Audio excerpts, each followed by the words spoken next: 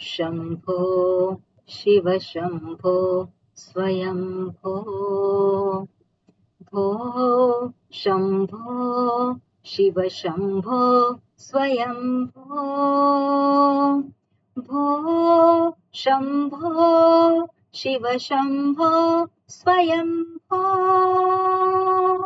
भो शम्भो शिव शम्भो स्वयम्भो गंगाधर शंकर करुणाकर मामव भवसागर तारक गंगाधर शंकर करुणाकर मामव भवसागर तारक ओ शम्भो शिव शम्भो स्वयम्भो ओ शम्भो शिव शम्भो स्वयम्भो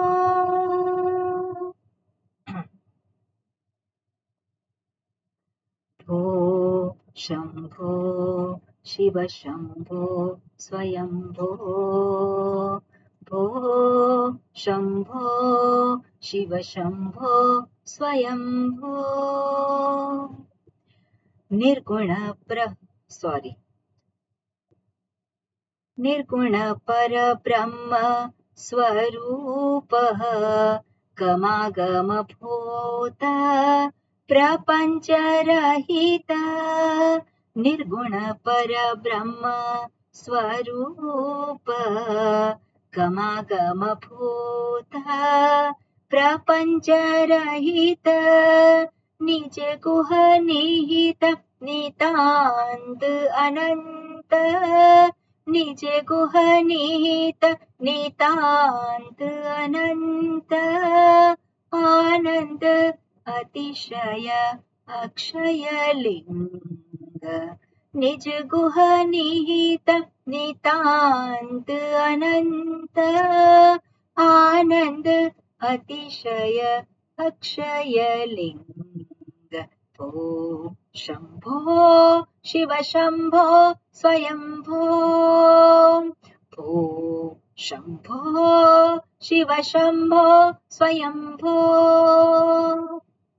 दिमित दिमित दिमितर्किट तकतुम तोम तोम तरिकिट तरिकिट तकतुम दिमित दिमित दिमितर्किट तकतुम तोम तोम तरिकिट तरिकिट तकतुम मतंग मुनिवर वंदित ईश सर्वदिगंबर वेष्टित वेश नृत्य निरंजन नृत्य नटेश नित्य निरंजन नृत्य नटेश ईश सभेश सर्वेश ईश सभेश सर्वेश भो शम्भो शिव शम्भो स्वयम्भो भो शम्भो शिव शम्भो स्वयम्भो गंगाधर शंकर करुणाकर मामव भवसागर तारक गंगाधर शंकर करुणाकर मामव भवसागर तारक भो शम्भो शिव शम्भो स्वयम्भो भो शम्भो शिव शम्भो स्वयम्भो भो शम्भो शिव शम्भो स्वयम्भो भो शम्भो शिव शम्भो स्वयम्भो शिव शम्भो स्वयम्भो स्वयम्भो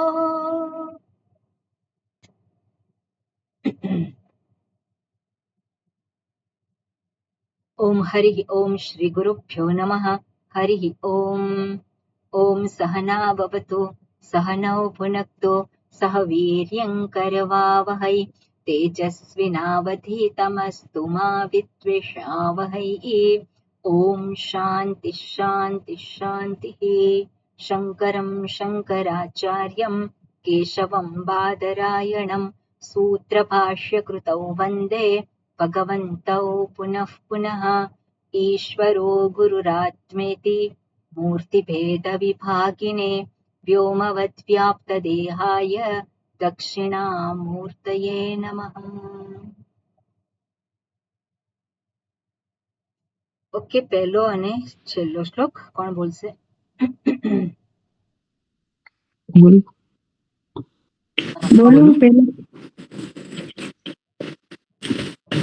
બોલું. હા, શીતલબેન તમે બોલો. શીતલબેન ને તમે રાગમાં તો છે ને કે આવડી ગયું છે? હા, બસ તો પહેલો શ્લોક તમે બોલો. અંજલિબેન તમે બોલો છેલ્લો શ્લોક. ॐ पार्थाय प्रतिबोधितां भगवता नारायणेन स्वयं व्यासेन प्रथितां पुराणमुनिना मध्ये महाभारतम् अद्वैतामृतवर्षिणीं भगवतीम् अष्टादशाध्यायिनीम् अम्ब त्वामनुसन्दधामि भगवद्गीते भवद्वेषिणि। यं ब्रह्मा वरुणेन्द्ररुद्रमरुतः स्तुन्वन्ति दिव्यैस्तवैः वेदैः साङ्गपदक्रमोपनिषदैः गायन्ति यं सामगाः ध्यानावस्थिततत्गतेन मनसा पश्यन्ति यं योगिनः यस्यान्तन्न विदुस्तुरासुरगणाः देवाय तस्मै नमः। यस्यान्तन्न विदुस्तुरासुरगणाः देवाय तस्मै नमः। ઓકે, આપણે 18મા શ્લોક સુધી જોયેલું છે ને? 18મો કે 19મો? ઓકે, બધા શંખ વગાડે છે ત્યાં સુધીના આપણે ત્યાં જોયેલું છે શ્લોક બધા. ઓકે, એટલે આપણે જોઈએ અહીંયા આપણી સામે એક ચિત્ર ઊભું કરવાનું કે મહાભારતનું જે યુદ્ધ જે ચાલી રહ્યું છે અને 10મા દિવસે જ્યારે ભીષ્મ પિતામહ પડી ગયા છે અને ત્યારે ધૃતરાષ્ટ્રએ સંજયને પ્રશ્ન પૂછ્યો છે અને સંજય પહેલેથી જ બધું વાત કરે છે. અને શું કહે છે સંજય? તો કહે છે કે આ બંને સેના છે, બંને સેના જે છે કેવી છે? બધી એક વ્યૂહાકારે બંને સેના ઉભેલી છે. અને પોતે જુએ છે અને પછી એ જાય છે. કોની પાસે જાય છે? તો કે દ્રોણાચાર્ય પાસે. દ્રોણાચાર્ય પાસે જઈ અને પછી કંઈક કહે છે. અને શું કહે છે? તો કે આ બંને સેનાઓના સૈનિકોને તમે જુઓ. આપણી જે છે મારી સેનામાં અને આ બીજી છે પાંડવોની સેનામાં. સોરી,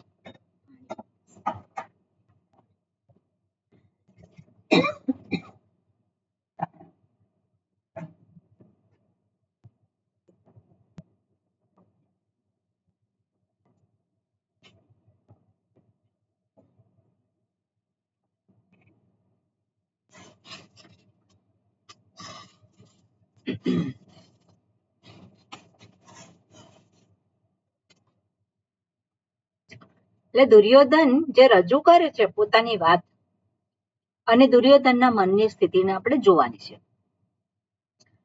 એ શું કહે છે કે આ તમે સેના જુઓ, જે ધૃષ્ટદ્યુમ્ન એટલે કે તમારો શત્રુ છે એણે આખી ગોઠવેલી સેના છે પાંડવોની સેના.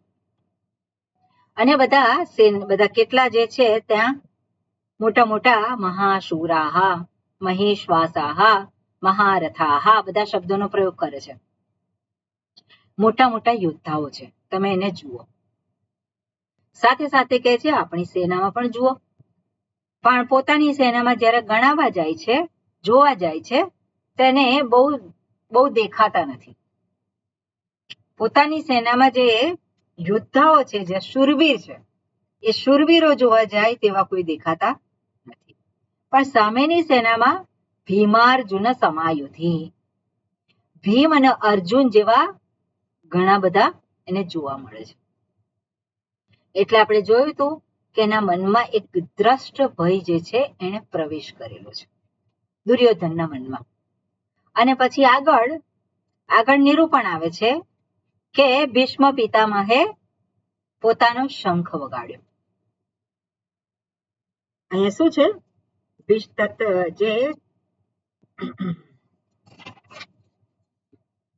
શું છે? ક્યાંથી શરૂ થાય છે?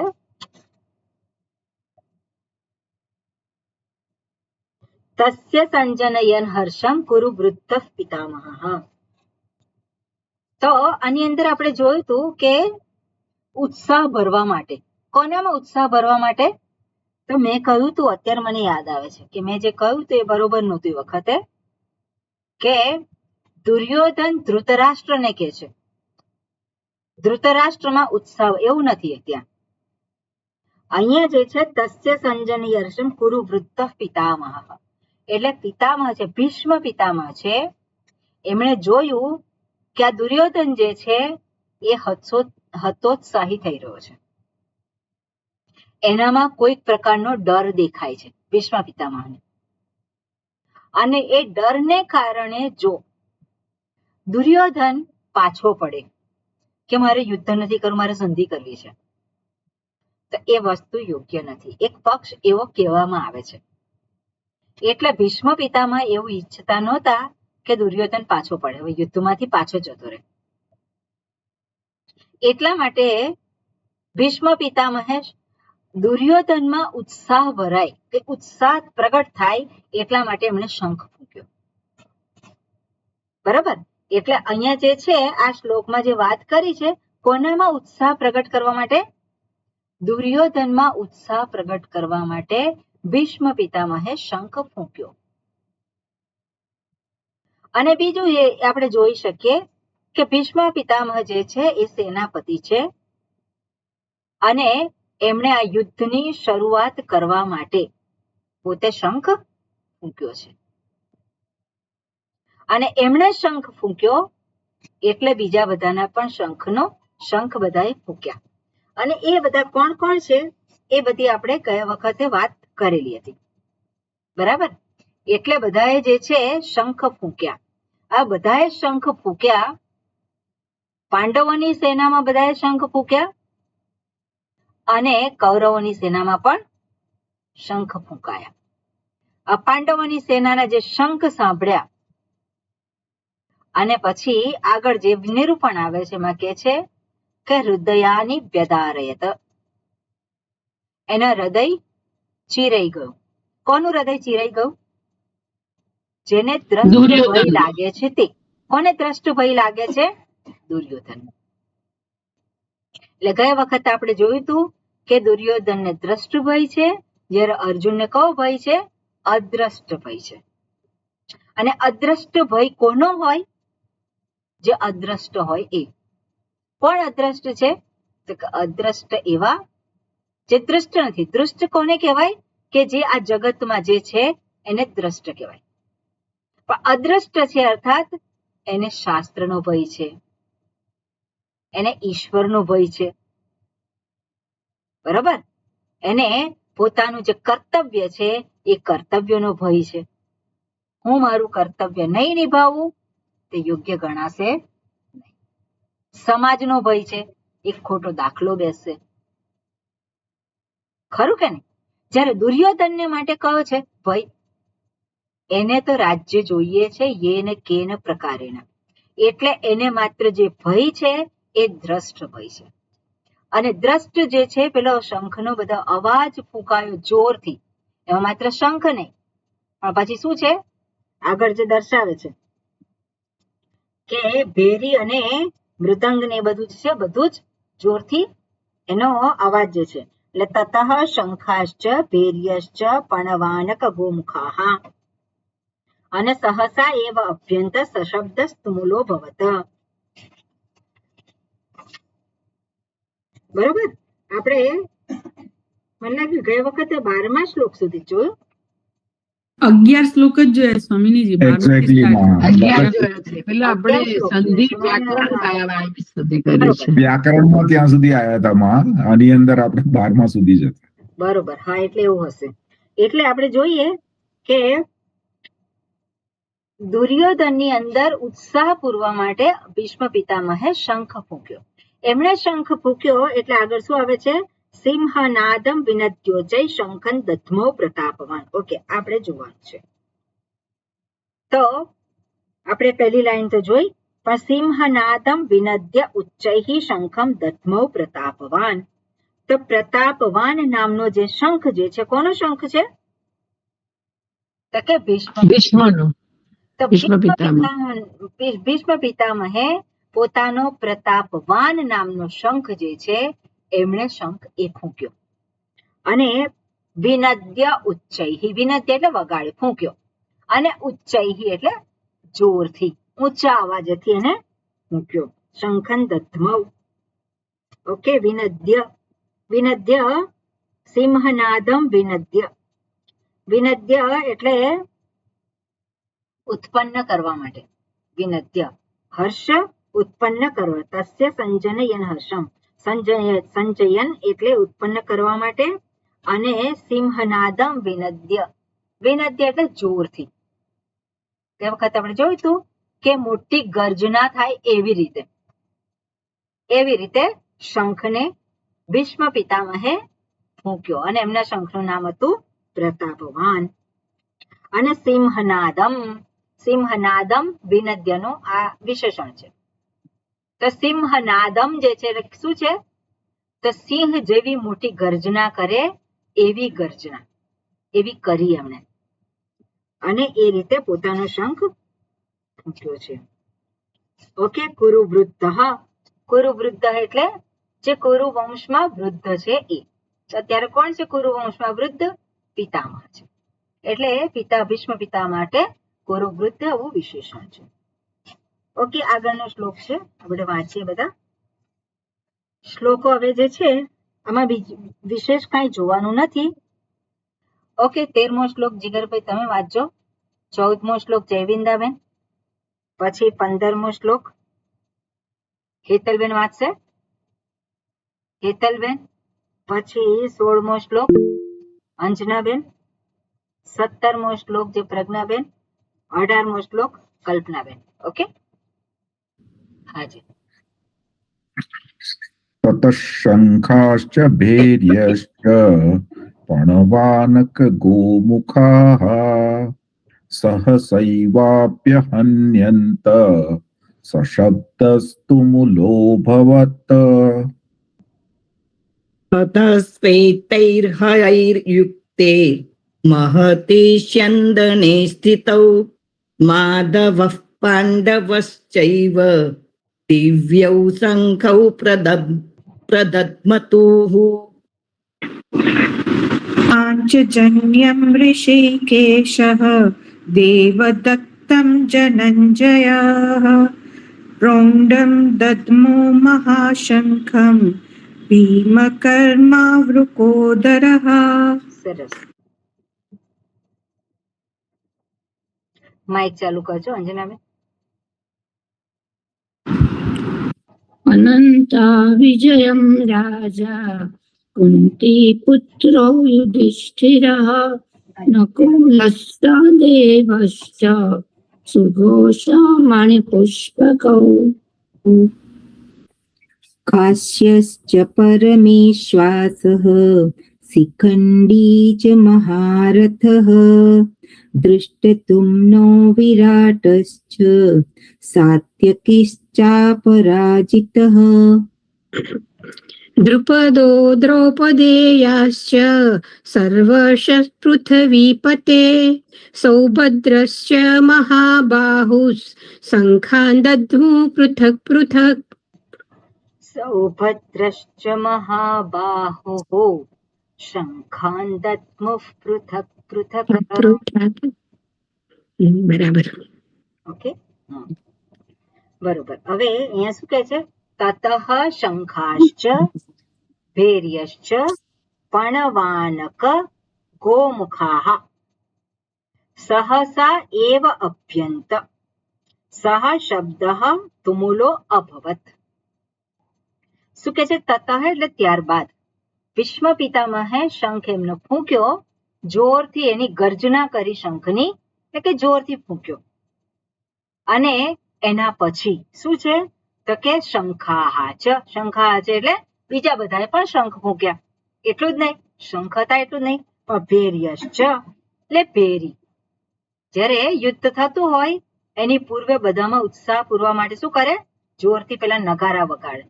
નગારા અને ભેરી એટલે એક પ્રકારનું નગારું. પણવાનક, પણવાનક એટલે મોટું ઢોલ. અને ગોમુખાહા, તો ગોમુખાહા એટલે ગાયના મુખ વાળું કઈક વાજિંત્ર હશે. ગોમુખાહા અને રણસિંગો ને બધું કઈ કહેતા હોય એમ, એટલે એ બધું વગાડ્યું બધા ઢોલ નગારા અને બધા જોર જોરથી બધા એ જે કઈ જોરથી વગાડાય એવા એ હોય સાધનો, એને એ વગાડ્યા જોઈએ જોરથી. અને પછી શું કહે છે? સહસા એવ અભ્યંત. સહસા એવ, સહસા એટલે એકદમ જ. એકદમ જ શું થયું? બધાએ વગાડ્યા એટલે એકદમ જ શું થયું? મોટો અવાજ થયો. મોટો શું છે? અવાજ થયો. સહસા એવ અભ્યહન્યંત. અભ્યહન્યંત, હન એટલે મારવું. અને જે કઈ બધાએ જોર જોરથી શું કર્યું? વગાડ્યું. અભ્યહન્યંત, બધાએ વગાડ્યું. અને પરિણામે શું? શબ્દ તુમુલો અભવત. પરિણામે શું થયું? મોટો શબ્દ. મોટો શબ્દ એટલે મોટો અવાજ આવ્યો. બધા એક સાથે વગાડ્યું એટલે શું થયું? મોટો અવાજ ઉત્પન્ન થયો. એટલે આ પ્રમાણે અહીંયા દર્શાવેલું છે. હવે એ જે અવાજ જે છે કેવો હતો ત્યાં? તો કે અવાજ જે છે એવો હતો કે પેલી ગર્જના કરે અને પછી આપણે જોઈએ છે કે વાદળની ગર્જના થાય, બે વાદળ એકબીજાની સાથે અથડાય અને પછી અવાજ આવે. એ અવાજ આવતો હોય તો પર્વતોની સાથે પેલો એ થાય. એ અવાજ શું થાય? એક પછી એક પેલો સંભળાતો હોય. એવી જ રીતે આ અવાજ એક સાથે થયું અને પરિણામે જાણે કોલાહલ એક ઉત્પન્ન થઈ ગયો જોર જોરથી. અને એવું અહીંયા દર્શાવે છે આ શ્લોકમાં. આગળનો શ્લોક છે એની અંદર દર્શાવે છે તતઃ શ્વેતૈઃ હયૈઃ યુક્તે. હયૈઃ યુક્તે એનાથી યુક્ત. તો શું છે? શ્વેતૈઃ હયૈઃ, તો શ્વેત ઘોડાઓથી યુક્ત. શ્વેત ઘોડાઓથી યુક્ત એવા મહતી સ્યંદને. મહતી એટલે કે મોટા અને સ્યંદને એટલે કે રથ. મોટા રથમાં જે 4 સફેદ ઘોડાઓથી યુક્ત હતો. અને એમાં સ્થિતૌ, સ્યંદને સ્થિતૌ. સ્થિતૌ દ્વિવચનનું રૂપ છે. 2 જણ સ્થિત છે, 2 જણ બેઠેલા છે. કોણ 2 બેઠેલા છે? માધવઃ પાંડવઃ ચ. માધવ અને પાંડવ, કૃષ્ણ ભગવાન અને અર્જુન 2 જણ જે રથમાં સ્થિત છે તેવા. તતઃ એના પછી એમણે પણ શું કહ્યું છે? જ એવ દિવ્યૌ શંખૌ પ્રદધ્મતુઃ. એમણે પણ એમના દિવ્ય શંખ ફૂંક્યા. પ્રદધ્મતુઃ એમણે પણ એ શંખને ફૂંક્યા. દિવ્ય કેમ કહેવામાં આવે? કારણ કે દેવતાઓ પાસેથી પ્રાપ્ત થયેલો છે માટે દિવ્ય શંખ. ઓકે, આગળ છે નામ આપ્યા છે બધા શંખના. તો શું કહે છે? પાંચજન્યમ ઋષિકેશ. ઋષિકેશ એટલે કોણ? ભગવાન શ્રી કૃષ્ણ. કૃષ્ણ ભગવાન. આગળ હવે જુદા જુદા નામ છે. હવે આગળ આ શું? માધવ. તો માધવ એટલે જે એ પણ શ્રી કૃષ્ણ. શ્રી કૃષ્ણ. માધવ એટલે એ ભગવાનનું નામ છે માધવ. અહીંયા પણ શું છે? ઋષિકેશ. હવે ઋષિકેશ એટલે શું છે? તો જુદા જુદા અર્થ બતાવતા હોય, એમાંથી આપણે એક અર્થ અત્યારે જોઈશું. પછી આગળ જઈશું ત્યારે બીજા અર્થ આપણે જોઈશું ડિટેલ. પણ ઋષિકેશ એટલે ઋષિકા એટલે ઇન્દ્રિયો, ઇન્દ્રિયોના સ્વામી. ઇન્દ્રિયોના સ્વામી એટલે શું છે? ઇન્દ્રિયોને જે પ્રવૃત્ત કરનાર છે તે, ઇન્દ્રિયોમાં સામર્થ્ય પૂરનાર છે તે. એ કોણ છે? ઋષિકેશ. ઓકે, એટલે ઋષિકેશ એટલે ભગવાન જે છે એમના શંખનું નામ છે પાંચજન્ય. આ પાંચજન્ય કેમ છે? તો પંચજન નામના રાક્ષસને મારીને એની પાસેથી શંખ પ્રાપ્ત થયેલ હતો, એટલા માટેનું નામ શું છે? પાંચજન્ય. દેવદત્તં ધનંજય. ધનંજય કોણ છે? અર્જુન. અર્જુન. છે ધનંજય. કેમ ધનંજય નામ પડ્યું છે? તો એની પાછળ કોઈક ને કોઈક એની પોતાની વિશેષતા હોય. તો ધનમ જયતી તે ધનંજય, જેણે ધનને જીતેલું છે. ક્યારે ધનને જીત્યું? તો કે ઇન્દ્રપ્રસ્થ જે રાજ્ય હતું અને ત્યારે રાજસૂએ યજ્ઞ કર્યો હતો યુધિષ્ઠિરે, અને ત્યારે અર્જુનને આજુબાજુના જે રાજાઓ જે છે એની પાસે મોકલ્યા હતા, અને પરિણામે ઘણું બધું ધન પ્રાપ્ત થયું. કારણ કે રાજસૂય યજ્ઞ જે છે એ ચક્રવર્તી બનવા માટે હોય, અને ચક્રવર્તી એટલે સાર્વભૌમ, એટલે પોતાના જ અંડરમાં બધા જ હોય. એટલે જે પોતાની અંડરમાં સમજણથી ના આવે તો યુદ્ધ કરીને, પણ બધાને શું છે? પોતાના જ એક શાસનમાં બધાને સ્થાપિત કરવા માટે આ પ્રમાણે કરતા હોય. એટલે ઘણું બધું ધન એ વખતે અર્જુને પ્રાપ્ત કરેલું હતું, અને એટલા માટે એનું નામ શું પડ્યું છે? ધનંજય. ઓકે, ધનંજય. આગળ શું છે? પૌંડ્રમ દધ્મૌ મહાશંખમ ભીમકર્મા વૃકોદરઃ. ભીમકર્મા વૃકોદરઃ. તો ભીમકર્મા કોણ છે? ભીમ. ભીમ કે છે. કેમ ભીમકર્મા કહ્યું? કારણ કે ભીમ શબ્દનો અર્થ થાય છે ભયંકર. ભયંકર કર્મો કરનાર છે એને કોણ કહેવાય? ભીમકર્મા. ભીમ છે. અને વૃકોદરઃ, વૃકસ્ય ઇવ ઉદરઃ યસ્ય. એટલે વૃક એટલે કે વરુ, વરુના જેવું જેનું ઉદર છે. હવે વરુનું ઉદર કેવું છે? જોયું છે વરુનું ઉદર? વરુ જે છે એનું ઉદર મોટું નથી, પણ કેવું છે? પાતળું છે. જાણે કે પાછળ ચોટેલું, એકબીજાને જાણે ચોટેલું છે બંને જગ્યાએ જે છે એની બંને જાણે કેવું હોય? જાણે એકબીજાને એટલે પાતળું છે.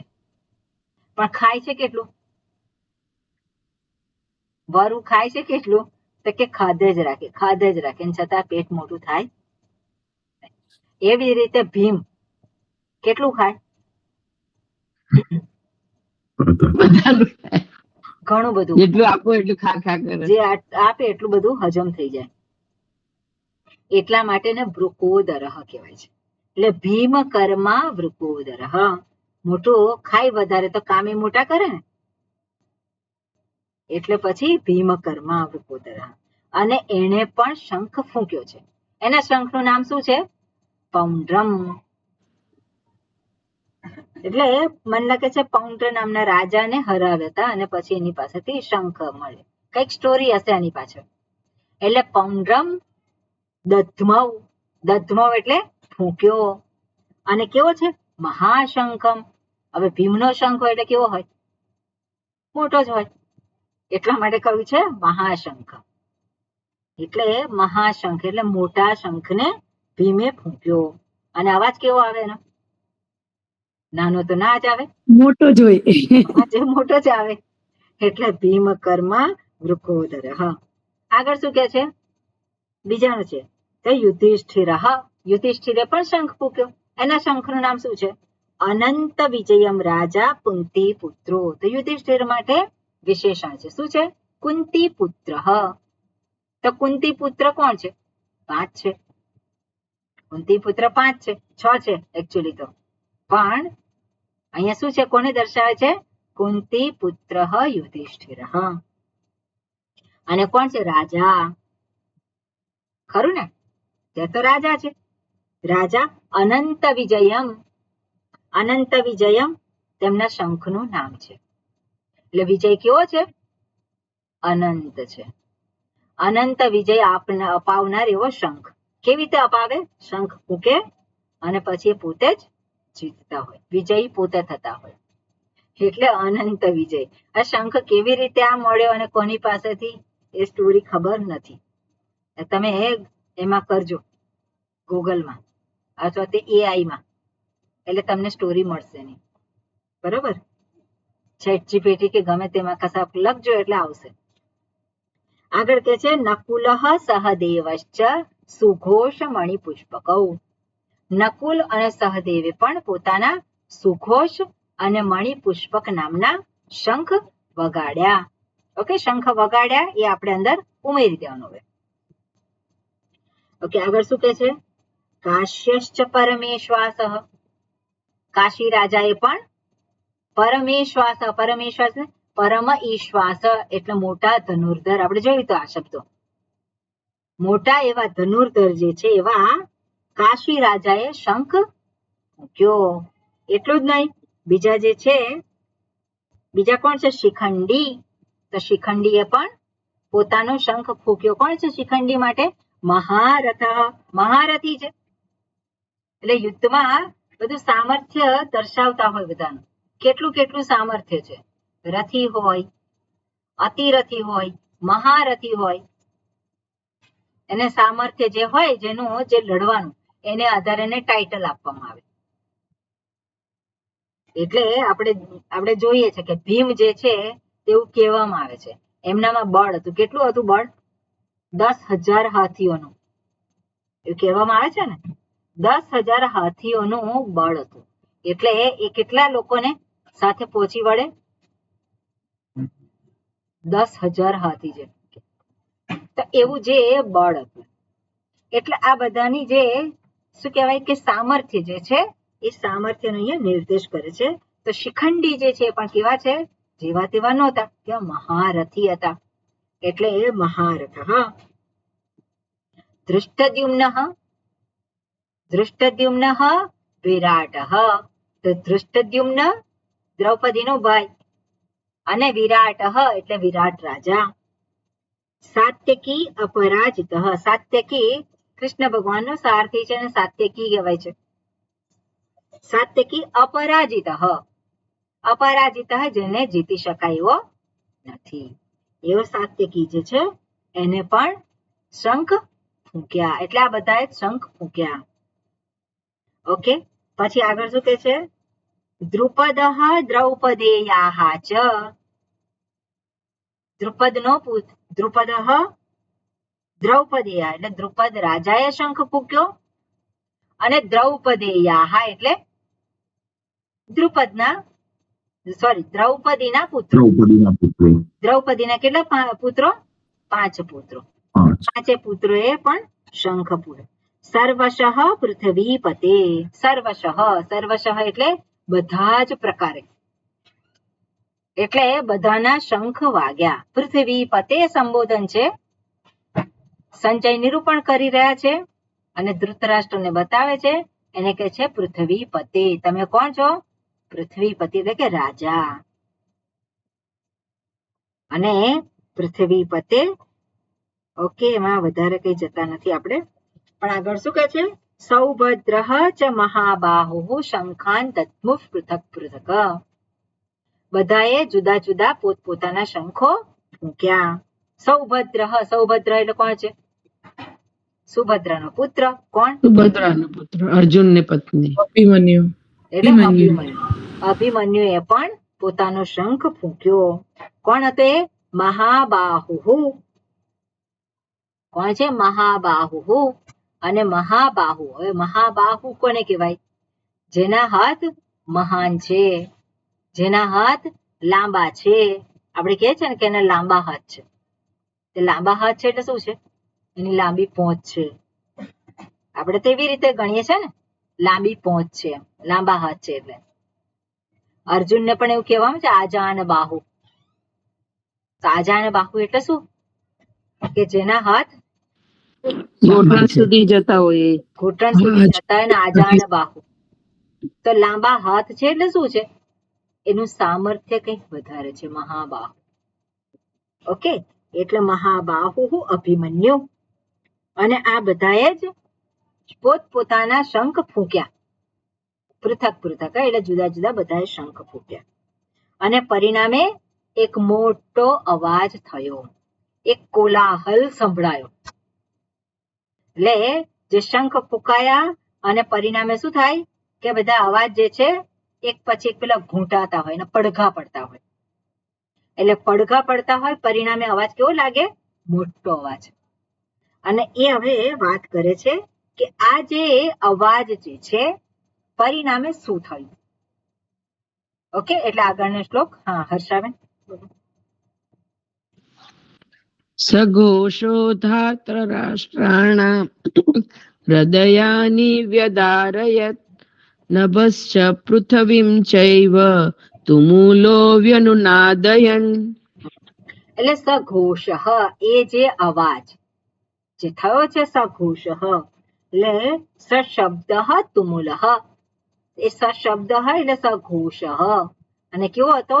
મોટો જે અવાજ આવ્યો એ ધાર્ત રાષ્ટ્રાણામ હૃદયાની વ્યદારયત. ધાર્ત રાષ્ટ્રનામ, સંજય કોને કહે છે? ધૃતરાષ્ટ્રને. હે પૃથ્વીપતિ, ધાર્ત રાષ્ટ્રનામ એટલે તમારા પુત્રો, તમારા પુત્રોના હૃદય જે છે શું થયા? વ્યદારયત, એને જાણે એમના હૃદયને ચીરી નાખ્યા. એટલે આપણે કહીએ ને કે ધ્રાસકો પડ્યો. એકદમ જોરથી અવાજ આવ્યો અને એકદમ અંદર પેલું મનમાં એક ધ્રાસકો પડ્યો. એટલે શું દર્શાવે છે? સ્પષ્ટ રીતે એને જે ભય લાગી રહ્યો છે એ વસ્તુ અહીંયા છતી થાય છે. દુર્યોધન અને દુર્યોધનના પક્ષમાં જે કંઈ એના એ છે એ એટલા બધાના છે ધાર્ત રાષ્ટ્રાણામ હૃદયાની વ્યદારયત. અને નભશ્ચ પૃથ્વીમ ચૈવ તુમુલોન્ય વ્યનુનાદયન. એટલે આ જે અવાજ જે છે એને અહીંયા દર્શાવે છે. કેવો અવાજ હતો? તો કે નભશ્ચ પૃથ્વીમ, આકાશ અને પૃથ્વી બંનેને જાણે કે ખળભળાવી નાખે. તુમુલઃ વ્યનુનાદયન. વ્યનુનાદયન શબ્દ છે વિ અનુનાદયન. નાદયન એટલે કે પેલા શંખ ફૂંકાયા, વાજિંત્રો વાગ્યા અને બધું જે થયું એ નાદ થયું. અનુનાદયન એટલે શું છે? ફરી પેલો અવાજ શું છે? રિપીટ થયો, એના ફરી પાછા પેલા પડઘા થયા. અને વ્યનુનાદયન વિશેષ રીતે કેમ? કારણ કે બધા જ કેવા છે? વિશેષ છે અહીંયા. અને એટલે વ્યનુનાદયન. તુમુલઃ એટલે જોરથી, મોટો, એક સાથે એક મોટો પેલો અવાજ થયો. અને પરિણામે શું થયું? ધૃતરાષ્ટ્રના જે પુત્રો જે છે ધાર્ત રાષ્ટ્રાણામ હૃદયાની વ્યદારયત, ચીરાઈ ગયા. આ રીતનું અહીંયા નિરૂપણ આપેલું છે. એટલે આપણે જોઈ શકીએ કે જે દુર્યોધન છે, દુર્યોધન યુદ્ધની હજુ તો યુદ્ધ શરૂ થયું નથી. યુદ્ધ શરૂ થાય એને માટે શંખ ફૂંકાયા અને બધા વાજિંત્રો વાગ્યા ને એ બધું થયું. અને ત્યાં જ એના મનમાં શું થાય છે? એક ભય અંદર પ્રગટ થઈ ગયો છે. એક ભય જે છે એ અંદર એને પોતે ઘર કરી લીધું છે. અને આપણે જોઈ શકીએ કે દુર્યોધનનું જે વ્યક્તિત્વ અત્યાર સુધીનું જે રહેલું પરિણામે એનું શું છે? એક ભય છે. કોનો ભય લાગે એને? જે અધર્મી હોય એને કોનો ભય લાગે? આપણે જોયું દ્રષ્ટ ભય, પણ દ્રષ્ટ ભય એટલે કોનો ભય લાગે છે? એને એની સેનામાં જે બધા ઉભા છે એનો ભય લાગે છે. હા, પોતાના દુષ્કર્મનો ભય લાગે છે. બરાબર છે, પણ એને આપણે જે દ્રષ્ટ એટલે શું? દ્રષ્ટ ભય લાગે બધા ઉભા હોય એનો ભય, સામે ઉભેલાનો એટલે ડર. એની સેનામાં જે ઉભેલા છે એનો ભય નથી. એ તો કે એ તો બધા મારે માટે બધા આવી, જેમણે પોતાના જીવને મને આપી દીધો છે. એમણે શું છે, ત્યક્ત જીવિતા, મારા માટે એ બધાએ જીવન પોતાનું જાણે કે અહીંયા આપી દીધું છે. એનો ભય નથી, પણ લાગે છે કોનો? સામે છે. સામે કોણ છે? ધર્મી છે. એટલે જે અધર્મી હોય એને ધર્મી જે હોય એનો ભય લાગે. એટલે આપણે સમાજમાં પણ જોઈએ, જે ધર્મનું પાલન કરતા હોય એને હંમેશા પેલા જે અધર્મીને એનો ભય લાગતો હોય કે આને છેડાય નહીં, જો આને કંઈક કરીશું તો આપણું કંઈક ખરાબ થશે. આપણું ખરાબ થશે એટલે શું થશે? અહિત થશે એટલે શું થશે? મારી પાસે જે સંપત્તિ છે, મારા જે સ્વજનો છે, મારી જે સત્તા છે, એ બધું જતું રહેશે. હવે ભય છે. જેને દ્રષ્ટ ભય લાગતો હોય એના માટે મહત્વનું શું છે?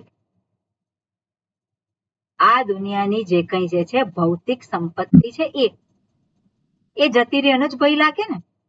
દુર્યોધનને કયો ભય હતો? એને રાજ્ય જોઈતું હતું અને રાજ્ય જતું રહેશે. કેમ? કારણ કે આ સામે બધા ઊભા છે. શેના માટે ઊભા છે? મને મારવા માટે. હવે તેને સ્પષ્ટ થઈ જ ગયું છે કે આ બધા સામે જે છે એ મને મારવા માટે જ ઊભા છે. હવે આવેલી તકને એ લોકો કોઈ ગુમાવે એવા નથી. એટલે અંદરથી જ પેલો ભય જે છે. કેમ? કારણ કે પોતે દુષ્કૃત્ય કરે છે અને એટલે સામેની વ્યક્તિ જે છે એનો એને ભય લાગે. સામેની વ્યક્તિ પણ જો દુરાચારી હોય તો આવો બે જણ, સામેની વ્યક્તિ પણ જો દુરાચારી હોય તેનો ભય લાગે? એનો ભય ના લાગે. ખાલી એટલો ભય લાગે કે મારો પગ નથી ખેંચતો ને. જો મારો પગ ખેંચતો હોય તો એને એ એટલું જ જુએ માત્ર. પણ જે પેલો ધર્મી છે તો ધર્મીને એ પોતે તો પોતાના સામર્થ્યથી એને પૂરા કરવા માટે, એને નાશ કરવા માટે દુર્યોધને તો ઘણા પ્રયત્ન કર્યા, પણ છતાં પણ એ ફાવ્યો નહીં. અને અત્યારે સામે ઊભા છે, એમના હાથમાં શસ્ત્ર છે, એમનું સામર્થ્ય છે અને એ જોઈને એને એક ભયની પ્રતીતિ થાય છે. એટલા માટે કહ્યું છે હૃદયાની વ્યધારયત. એટલે આ દુર્યોધનનું એક વ્યક્તિત્વ છે એ આપણે જોઈ શકીએ. હવે આગળ શું કહે છે? હવે આગળ અર્જુનની વાત આવશે. ઓકે, ઓકે કુસુમબેન, આગળના શ્લોક વાંચો. અથ વ્યવસ્થિતાન દ્રષ્ટવા ધાર્તરાષ્ટ્રાન કપિસ્વજઃ પ્રવૃત્તે શસ્ત્ર સંપાતે ધનુરુદભ્ય પાંડવઃ. ધનુરુદ્યમ્ય પાંડવઃ. ધનુરુદ્યમ્ય પાંડવઃ. હવે આગળ અથ શબ્દ આપે છે. અથ વ્યવસ્થિતાન દૃષ્ટવા ધાર્તરાષ્ટ્રાન કપિધ્વજઃ પ્રવૃત્તે શસ્ત્ર સંપાતે ધનુઃ ઉદ્યમ્ય પાંડવઃ. પાંડવઃ એટલે હવે દુર્યોધનની વાત તો નથી. પાંડવઃ એટલે અહીંયા છે અર્જુન. એટલે અર્જુન જે છે જે પાંડુનો પુત્ર છે. પાંડવ એટલે શું છે? અર્જુનનો પુત્ર. પાંડુનો પુત્ર અર્જુન. અર્જુને શું કર્યું છે? ધનુરુદ્યમ્ય. ધનુષ જે છે ઉદ્યમ્ય એટલે એને હાથમાં લીધું. આમ એટલે કે પ્રવૃત્ત થયો. યુદ્ધ કરવા માટે હવે એ પ્રવૃત્ત થયો છે. એટલે ધનુઃ ઉદ્યમ્ય પાંડવ શસ્ત્ર સંપાતે. શસ્ત્ર સંપાતે એટલે શું છે? એ જે શસ્ત્રને ફેંકવા માટે, શસ્ત્રનો ઉપયોગ કરવા માટે. સો પ્રવૃત્તે શસ્ત્ર સંપાતે. સો એ જે શસ્ત્ર છે એનું ધનુષ જે છે, ધનુષ અને બાણ જે છે, તો બાણને ફેંકવા માટે એ શું છે, બાણને ચડાવી અને પછી એને એ કરવા માટે પ્રવૃત્ત થાય છે. પણ અહીંયા આપે છે હવે અથ શબ્દ આપ્યો છે. અથ એટલે શું છે? હવે.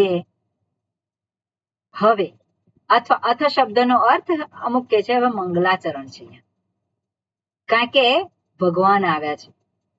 શું છે?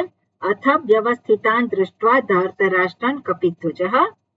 ભગવાન અને અર્જુન છે એ આગળ જે છે આપણે જોયું કે ભગવાન અને અર્જુને પોતાના રથમાં પેલા બેસી અને પોતે શંખ ફૂંક્યા. પણ અહીંયા અથ જે છે એ શરૂઆત, આરંભાર્થે છે, મંગલાર્થે પણ કહેવાય. અને કે છે વ્યવસ્થિતાન દૃષ્ટવા. વ્યવસ્થિતાન દૃષ્ટવા એટલે વ્યવસ્થિત જોઈને. હવે વ્યવસ્થિત શું છે યુદ્ધ ક્ષેત્રમાં? વ્યવસ્થિત એટલે બધા જ જે સેનામાં જે યુદ્ધ કરવા આવ્યા છે એ બધા પોતપોતાના સ્થાને ગોઠવાયેલા છે એવું જોઈને અથ વ્યવસ્થિતાન દૃષ્ટવા ધાર્તરાષ્ટ્રાન કપિધ્વજ. કોણ બધા ગોઠવાયેલા છે? ધાર્તરાષ્ટ્રાન, ધૃતરાષ્ટ્રના પુત્રો. ધૃતરાષ્ટ્રના પુત્રોને બધાને વ્યવસ્થિત એવા ગોઠવાયેલા એટલે વ્યૂહાકારે જે ગોઠવાયેલા જોઈ અને કપિધ્વજ. કપિધ્વજ કોનું નામ છે? અર્જુનનું છે. અર્જુન છે. કેમ નામ પડ્યું કપિધ્વજ? જેની એમના ધ્વજામાં કપી છે. ધજામાં. કપી એટલે કોણ? હનુમાનજી. હનુમાન. જેની ધ્વજામાં હનુમાનજીનું પ્રતીક છે એટલે કપિધ્વજ કહેવાય છે. એટલે અહીંયા શું કે છે કે વ્યવસ્થિતાન દૃષ્ટવા ધાર્તરાષ્ટ્રાન, ધૃતરાષ્ટ્રના જે કંઈ જે કૌરવો જે છે એ કૌરવોની સેનાને બરાબર ગોઠવાયેલી જોઈ અને હવે અર્જુન કપિધ્વજ પ્રવૃત્તે શસ્ત્ર સંપાતે ધનુઃ ઉદ્યમ્ય. શસ્ત્રને ફેંકવા માટે, પેલું બાણ ચડાવવા માટે પોતે પોતાનું જે ધનુષ જે છે એને હાથમાં લઈ લીધું. ઉદ્યમ્ય એટલે પોતે યુદ્ધ કરવા માટે પ્રવૃત્ત થયા. એ રીતનું અહીંયા નિરૂપણ છે. ઓકે, હવે આના જે છે કપિધ્વજ એ જે શબ્દ છે એની એક સ્ટોરી છે. તો કપિધ્વજ નામ એટલે આ કેવી રીતે થયું? આ નામ જે છે અર્જુનનું કેવી રીતે પડ્યું? તો એક વખત ભીમ જે છે જ્યારે જંગલમાં હતા એ લોકોને જે વનવાસ હતો અને વનવાસ હતો એ દરમિયાન એવું કહેવાય છે કે એક વખત કોઈક ફૂલ હતું તે પવનમાં ઉડી અને દ્રૌપદી પાસે આવ્યું અને દ્રૌપદીને એની સુગંધ બહુ ગમી ગઈ. એટલે ભીમને કહે છે કે મને આવું તમે ફૂલ લાવી આપો. એટલે ભીમ પછી એ ફૂલને શોધવા માટે નીકળે છે. તે જંગલમાં જાય છે તો જે દિશાએથી સુગંધ કે જે પવન આવતો તે દિશામાં જાય છે. તો જતા જતા પોતે એક મનમાં વિચારે છે કે આજે તો હું દ્રૌપદીને ખુશ કરી દઉં અને મારા જેવું બળશાળી કોણ છે, બળવાન કોણ છે, એટલે હું તો બધું જ કરવાને સમર્થ છું. એટલે એવી રીતે પોતાને મનમાં વિચારતા હતા અને એવી રીતે જતા હતા આગળ. રસ્તામાં એક વાનરનું પૂંછડું આવ્યું. એટલે પૂંછડું આવ્યું, રસ્તામાં પૂંછડી હતી એટલે પછી એને કહ્યું કે આ તારું પૂંછડું લઈ લે. એટલે પછી એ પૂંછડીમાં જે હતી એ કોની હતી? હનુમાનજીની હતી. એટલે હનુમાનજી વૃદ્ધ થઈ ગયા, કારણ કે તો રામાવતારમાં આવ્યા હતા. હનુમાનજી છે એ તો રામાવતારમાં થઈ ગયા અને અત્યારે તો હવે કૃષ્ણ અવતારમાં તો કેવા થયા? વૃદ્ધ થઈ ગયા છે. અને હનુમાનજી કહેવાય છે ને કે એ તો ચિરંજીવી છે. એટલે હનુમાનજી છે વૃદ્ધ થઈ ગયેલા છે અને પછી પોતે બેઠા છે રસ્તામાં ઝાડ નીચે અને એમની પૂંછડી જે છે તે રસ્તામાં એ લાંબી હતી. એટલે ભીમ જતા હતા ને એને કહ્યું કે તારી પૂંછડું હટાય. એટલે હનુમાનજીએ શાંતિથી જવાબ આપ્યો કે તું જ હટાઈ લે ને. એટલે એને થાય કે હવે આ તો આ શું કામ છે બહુ મોટું. એટલે એને સહેજ પગનું પેલું એ કર્યું પણ હટી નહીં. એટલે એક હાથથી એને ઉપાડવાનો પ્રયત્ન કર્યો તો એ હટી નહીં. પછી બે હાથથી અને પછી જાણે પોતે આમ પેલું એ હતા એવી રીતે એને હટાવવાનો પ્રયત્ન કર્યો પણ કઈ ખસી નહીં. અને ત્યારે એને પોતાને એવું થાય છે કે આ નક્કી કોઈક છે અને એટલે પોતે પોતાને પેલું શું નમ્ર થઈ ગયા, વિનમ્ર થઈ અને એમને પ્રાર્થના કરે છે અને પૂછે છે કે આપ કોણ છો. અને ત્યારે હનુમાનજી પછી કહે છે કે હું પવન પુત્ર છું. અને ભીમ કોણ છે? પવન પવન પુત્ર. ભીમ કહેતો તો આપણે ભાઈઓ થયા, આપણે મોટા ભાઈ, તમે મોટા ભાઈ છો. અને પછી હનુમાનજી કહે છે કે આ કેમ મેં કર્યું, કે તારો જે ગર્વ હતો તને પોતાના માટે એક અને એટલા માટે આ ઘટના ઘટી, આ પ્રમાણે મેં કર્યું. પછી એમને ખબર હતી હનુમાનજીને કે યુદ્ધ થવાનું છે એટલે ભીમે જે પછી એમને વાત કરી, એમને કહ્યું કંઈક હશે કે અમને કંઈક એ કરો. એટલે પછી હનુમાનજી કહે છે કે યુદ્ધ થશે ત્યારે હું આવીશ ખરો, પણ હું અર્જુનની ધજા ઉપર બેસીશ અને હું પ્રત્યક્ષ રીતે યુદ્ધ નહીં કરું પણ અપ્રત્યક્ષ રીતે યુદ્ધ કરીશ. એટલે એવું કહેવાય છે કે જ્યારે પણ પેલો ભીમ જ્યારે પણ અવાજ કરે કે કશુંક થાય એટલે હનુમાનજી ત્યાં બેઠા બેઠા શું કરે, એ અવાજને મોટો કરી દે અને પરિણામે જે સામેની સેનાના બધા સૈનિકો છે ગભરાઈ જાય. એટલે એવી રીતે એક કામ કર્યું એમણે. એટલે એમણે કહ્યું હતું કે હું ત્યાં બેસીશ અને આવી રીતે કરીશ. પૂજ્ય સ્વામીજી આના સંદર્ભમાં કહેતા હતા, એમાં મહાભારતમાં છે કે નહીં મને ખબર નહીં, પણ કે હનુમાનજી જે છે એ અર્જુનના રથ ઉપર ધ્વજામાં બેઠા ખરા પણ એ સૂઈ ગયા હતા. એમણે ખાલી એક જ વખત એમણે આંખ ખોલી અને જોયું, યુદ્ધને જોયું એમણે. અને કયા યુદ્ધને? તો કે ભીષ્મ પિતામહ જે યુદ્ધ કર્યું એમણે એને જોયું, અર્જુન અને ભીષ્મ પિતામહ. બાકી એ કેવા હતા?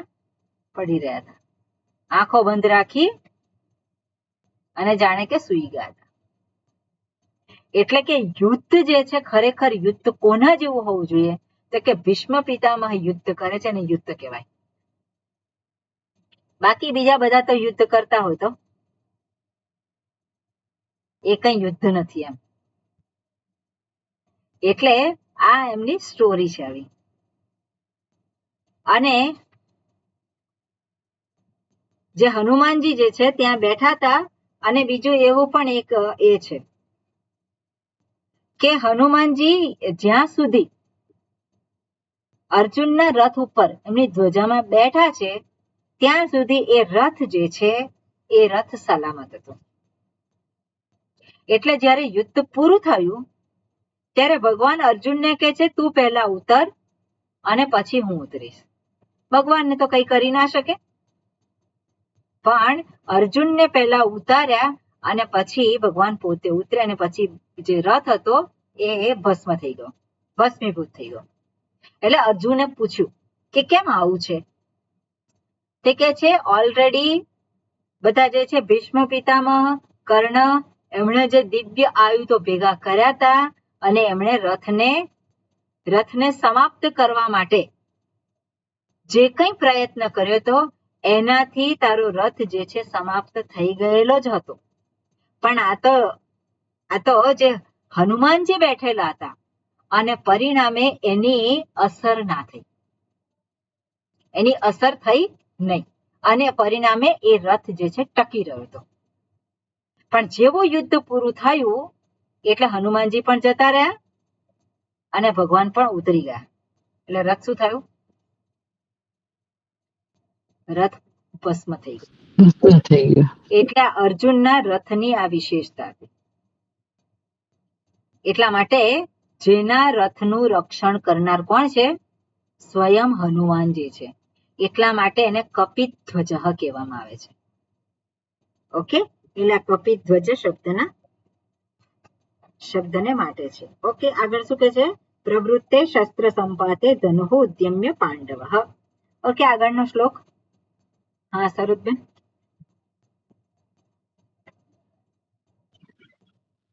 ऋषिकेशं तदा वाक्यम् इदमाह महीपते. अर्जुन उवाच सेनयोरुभयोर्मध्ये रथं स्थापयमेच्युत. ઓકે, અર્જુને પોતાનો રથ જે છે એ કરેલો હતો. પોતે પેલું ધનુષ અને બાણ તૈયાર થઈ ગયો એને મારવા માટે. અને એ વખત ઋષિકેશન તદા વાક્યમ ઇદમાહ મહીપતે. ઋષિકેશમ એટલે ભગવાન કૃષ્ણ. ઋષિકેશને તદા એટલે ત્યારે. અને શું છે? વાક્યમ ઇદમ આહ મહીપતે. હે મહીપતે. ફરી પાછું જોઈએ, ધૃતરાષ્ટ્રને સંબોધન કરેલું છે. એટલે સંજય કહે છે હે મહીપતે, હે પૃથ્વીપતિ. પછી શું થયું? પછી થયું છે તદા વાક્યમ ઇદમ આહ. ઇદમ આહ એટલે આ વાક્ય કહેલું છે. આ પ્રમાણે વાક્ય કહેલું છે. કોને એ વાક્ય કહ્યું છે? ઋષિકેશને. કોણે કહેલું છે? તો કે હવે આવે છે અર્જુન ઉવાચ. એટલે આ પ્રકારનું વાક્ય જે છે ઋષિકેશ એટલે ભગવાનને કહેવામાં આવે છે. હે મહીપતે, આ પ્રકારનું વાક્ય કે છે. કોણ કે છે? તો કે અર્જુન ઉવાચ. એટલે અર્જુને આ પ્રમાણે કહ્યું. શું કહ્યું ભગવાનને? તો કે છે સેનયોહો ઉભયોહો મધ્યે. સેનયો એટલે બે સેનાની વચ્ચે. બે સેનાની વચ્ચે શું છે? રથમ સ્થાપય મે અચ્યુત. રથમ સ્થાપય, મારા રથને સ્થાપિત કરો. હે અચ્યુત. અચ્યુત કોને માટે છે? ભગવાન માટે છે. જેની ચ્યુતિ થતી નથી. ક્યાંથી ચ્યુતિ થતી નથી? તો કે પોતાના સ્વરૂપમાંથી જેની ચ્યુતિ થતી નથી. અચ્યુત એવું અહીંયા અર્જુન કે છે ભગવાનને. હવે અહીંયા મહાપુરુષો દર્શાવતા હોય કે અર્જુનના સારથી કોણ છે? ભગવાન છે. અને ભગવાન જે છે એને ખબર છે. પણ જ્યારે આ સામેની સેનાને જોઈ, દુર્યોધનની સેનાને જોઈ, અને એ હવે શું થઈ ગયા છે? એક જાણે કે ઉત્સાહ આવી ગયો. અને પેલા ધનુષને શું કે છે? આમ જાણે હાથમાં લઈ લીધું. હવે હું આ લોકોને બતાવી દઈશ. હવે મારો વારો બતાવવાનો. અને એવો કંઈક ભાવ હશે. અને પરિણામે ભગવાનને શું કહે છે? મારા રથને બે સેનાની વચ્ચે સ્થાપિત કરો. સ્થાપય લોટ લકાર આજ્ઞા કરી કે મારા રથને બે સેનાની વચ્ચે લઈ જાઓ. અને જ્યારે કહી દે છે પછી ખ્યાલ આવે છે. ખ્યાલ આવે છે એટલે એ વસ્તુ ભગવાનને તો આજ્ઞા અપાય નહીં. અને એટલે એ વસ્તુની ખબર પડી એટલે તરત જ એને વાળી લેવા માટે શું કહ્યું? અચ્યુત. અચ્યુત એટલે મારા શબ્દોની તમે તો તમારા સ્વરૂપમાં સ્થિત છો, આનંદ સ્વરૂપ છો. અને મારા વાક્યને કારણે મેં જે આજ્ઞા કરી એને કારણે તમારું સુખ છીનવાય નહીં. કોઈક આપણને ઓર્ડર કરે તો કેવું લાગે? એક હીનતાનો ભાવ અનુભવાય. પણ ભગવાનને શું કહે છે? ભગવાનને મારા રથને સ્થાપિત કરો, મારા રથને લઈ જાઓ બે સેનાની વચ્ચે. પણ તરત કે છે અચ્યુત. અચ્યુત એટલે તમને મારા શબ્દની કોઈ અસર થાય નહીં. કેમ? કારણ કે તમે તો તમારા સ્વરૂપમાં સ્થિત છો. તમે દુઃખી થવાના નથી. એટલે શું છે? પહેલા કહ્યું અને જાણે કે સોરી કહી દીધું. અચ્યુત કહી અને જાણે કે સોરી કહી દીધું. કે ભગવાન એટલે મોટા બનાવી દીધા. કોકને આપણે પહેલા શું કરીએ?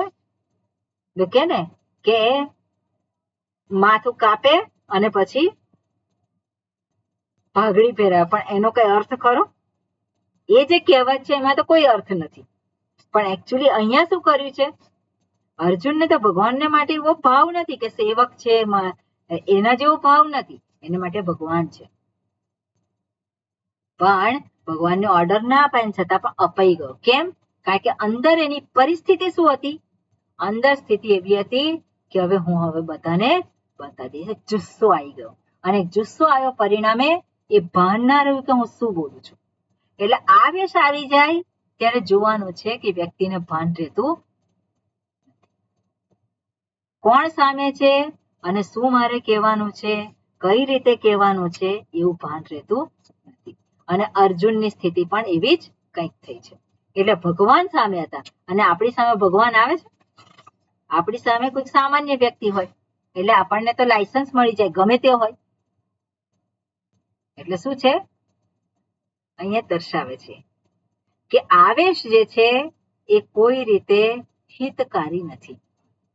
પછી ગમે તે આગળ આવશે કે કયા પ્રકારનો આવેશ જે છે એના સકંજામાં અર્જુન આવી ગયા, એ આગળ આવશે. અત્યારે તો શેનો આવેશ છે? એક ઉત્સાહ જે લાગે છે.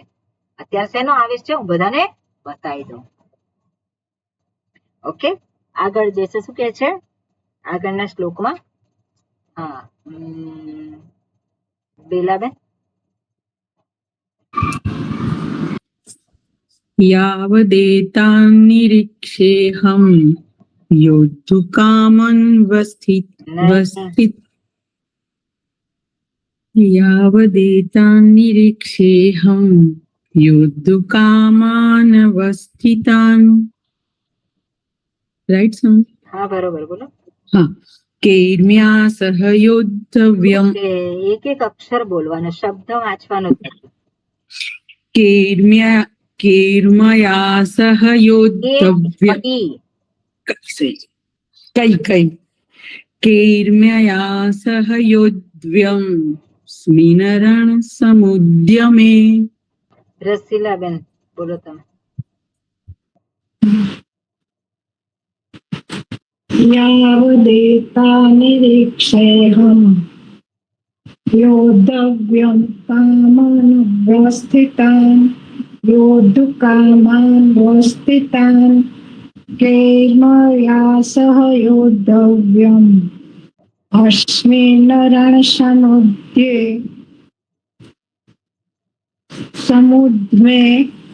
समुद्रमे योद्धव्यम् अस्मिन् समुद्यमे. અહીંયા બધા નથી દેખાતા. બીજું કોણ છે અહીંયામાં? હાજી, અમ્મા.